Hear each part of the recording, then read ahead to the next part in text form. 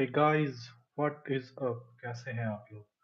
I'm Aditya Kashyap and I came up again live with part 22 of CPC MCQ series, which is going to be very useful for your upcoming endeavor like Judiciary, APO and other law entrance examination like LLM, COET, ALET, CLAT, in which CPC is an essential part of the syllabus. So let's start the session of CPC MCQ series. So join the session, guys, and let's begin with the session, right? So before starting the series of MCQ part 22 of CPC, let's recall some of the fact of CPC 1908. So CPC is a code of civil procedure which came into force on 1st of January 1909, and it consists of 158 section and 51 order. An order consists of rules which is used in the proceeding before the court in civil matters. So and also the section both. So and yeah, it is applicable to whole of India except state of Nagaland and tribal area. So, and CPC is a code of civil procedure. It is apply on civil cases. Okay, so these are the facts which we have to keep in our mind before reading CPC. And this is part 22 of CPC MCQ series. So let's begin with the CPC MCQ series. So guys, we have already done 23 order of CPC and also cover the section. So we have already done 21 parts. So this is part 22. So I request you all, if you haven't watched the 21 part till now, then after this live session, you can go and watch the other session also. It is going to be very helpful for your upcoming examination. So, chaliye, on that note, I'm Aditya Kashyap at the rate Aditya Kashyap AGS channel. Let's start part 22 and don't forget to like, share, and subscribe the channel. Let's begin with the MCQ series part 22, right? So आज हम लोग पढ़ने वाले हैं order 35। ठीक है, आज हम लोग पढ़ने वाले हैं ऑर्डर 35 जो कि बात करता है इंटर प्लीडर सूट्स की। ठीक है, इसमें रूल 1 to 6 से रिलेटेड आज हम लोग क्वेश्चन देखेंगे। तो चलिए शुरू करते हैं क्वेश्चन नंबर 1 से। ठीक है, क्वेश्चन नंबर 1 क्या कह रहा है? Provisions relating to interpleader suits are contained in, so provision related to interpleader suits are contained in order 35 of CPC. So this is interpleader suit. ठीक है ना? Order 35 is the correct answer. Let's move on to question number 2. So what is question number 2 says? Which one of the following proposition with regard to the interpleader suit is correct? So the proposition given among the option, that is option C, which is real dispute must be between the plaintiff and only one of the defendant. ठीक है? In that case, it is so with regard to it, it is incorrect proposition. The right is defendant claim adversely to one another. ठीक है? Plaintiff claim no interest in the subject matter in the dispute other than for the charge or cost. And D है plaintiff must be ready to deliver the property to the rightful claimant. तो ये तीनों तो सही है, but with regard to the interpleader suit, option C, which is saying that real dispute must be between the plaintiff and only one of the defendant. ठीक है, ऐसा कुछ नहीं है। ठीक है, so this is wrong. So this is question number 2. Let's move on to question number 3 of CPC MCQ series part 22. So, for an interpleader suit, which of the following condition is not necessary? So, among the given option, the condition which is mentioned under option C is not necessary, which is there must be a suit pending where in the right of rival claimant can be properly adjudicated, right? So, this is option C, question number 3. Let's move on to question number 4.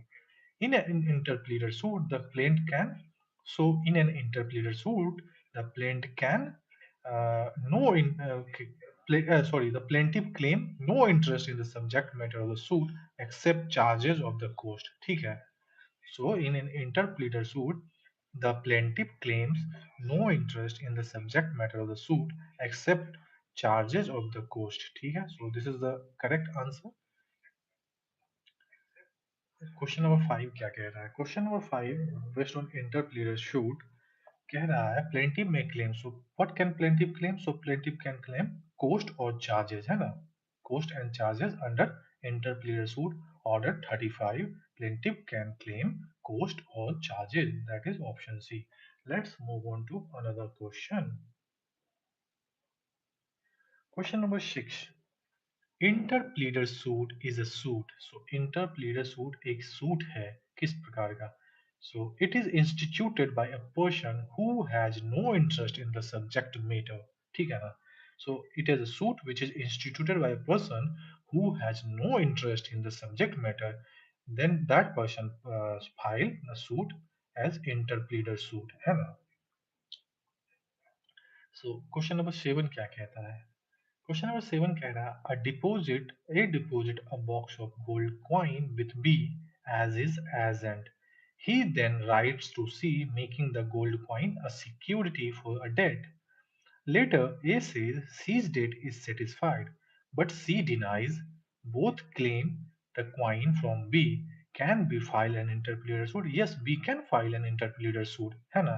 Because we having no interest in the coin except as agent can institute an interpleader suit against A and C.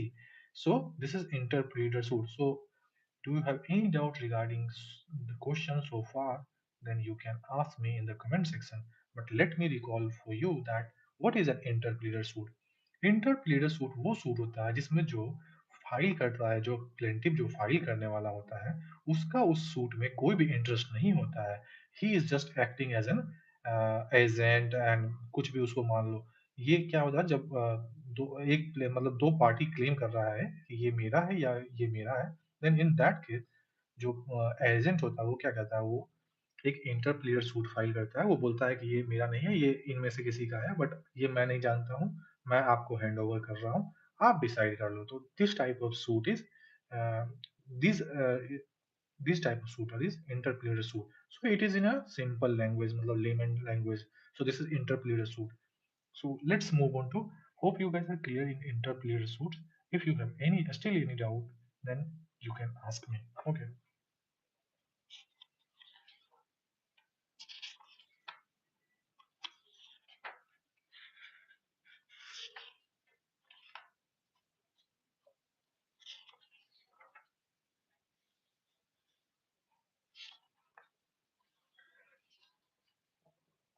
So this is inter. अब move on करते हैं order 33 पे. ठीक है, हम लोगों ने 35 देखे या इंटर प्लीडर सूट. अब हम लोग देखेंगे 33 जो कि बात करता है suit by indigent person. So indigent person कौन होता है in the eye of law? Who can not be able to afford the cost of the suit. ठीक है, दैट पर्सन इज इंडिजेंट. इसको हम लोग पॉपर भी कहते थे, ठीक है ना, पहले. But now it is called as indigent person who have not the source or the sufficient money to entertain the cost. ठीक है ना? So that is indigent person. So question number 1 based on order 33 जो की बात करता है suit by indigent person. ठीक है, ये क्या कहता है? Where are the provisions relating to cases of indigent person given in CPC? So the provision related to cases of indigent person in CPC is given under order 33. ठीक है ना? तो आगे बढ़ते हैं. This is question number 1 from order 33 जो की बात करता है इंटरप्रीटर सूट की. ठीक है, सॉरी इंडिजेंट पोर्शन की 33. और 35 बात करता है इंडिजेंट पर. ये सॉरी मैं कंफ्यूज. 35 बात करता है किसकी? इंटरप्लीडर सूट की. और 33 बात करता है किसका?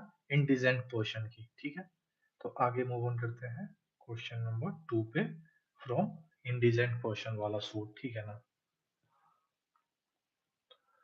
A person is an indigent person within the meaning of Order 33 Rule 1 of CPC if he is not possessed of, so if he is not possessed of sufficient means to pay the fee payable on the plane, जो कि मैंने आपको बताया था. ठीक है ना? So this is indigent person and it is mentioned under order 33, ठीक है ना. So this is question number 2. Question number 3 पे आते हैं. Question number 2 क्या कहता है? In connection with a suit by an indigent person, the suit is deemed to be instituted on the date. So, in connection with the suit by an indigent person, the suit is deemed to be instituted on the date when the application for leave to sue as a pauper is made. मैं इसको simply में समझा देता हूँ कि देखो, जो indigent person जो सूट फाइल करता है तो वो पहले क्या करता है, मतलब एक एप्लीकेशन लगाता है तो sue as a to file as a indigent person. तो अगर उसका इंडिजेंट पर्सन का एप्लीकेशन एक्सेप्ट हो जाता है तो मान लिया जाता है कि जिस दिन इसने एप्लीकेशन लगाया था उसी दिन सूट फाइल हो गया है. इसको इसलिए किया जाता है ताकि लिमिटेशन के एक्ट से बचा जा सके, ठीक है ना. तो चलिए आगे बढ़ते हैं. So question number 3 right answer is a, ठीक है. Question number 4. When an indigent person succeed, the court fees shall be recovered. So, when where an indigent person succeed, the court fees shall be recovered by a state government, है ना? So, it can be recovered by a state government. So, question number 4 and right answer is option B. ठीक है? Question number 5 क्या कहता है? If the application for permission to sue as a pauper is is rejected, the suit is deemed to have been instituted under Order 33, Rule 15A CPC. So, it was on the date on which the application to sue as a pauper was presented. मैंने पहले ही बताया था उसी दिन वो consider कर लिया जाएगा कि सूट इंस्टीट्यूट हो गया.